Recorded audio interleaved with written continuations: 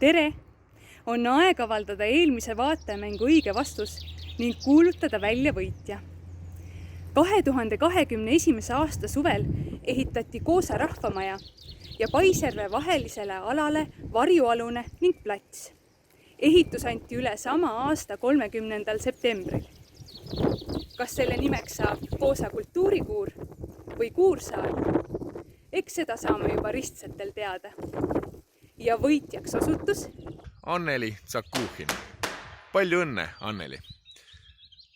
Aga seekord on meil tegelikult 2 võitjat.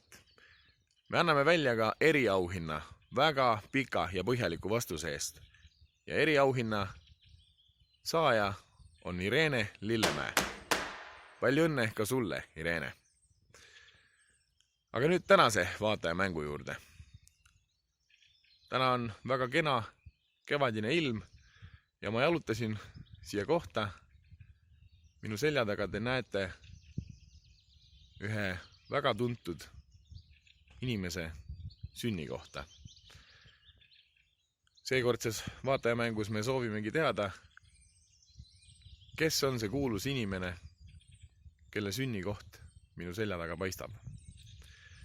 Vastused saatke ikka suukulu.stuudio@gmail.com. Õigesti vastanute vahel loosime välja jällegi võitja ja võitja saab Suukulu stuudio auhinna.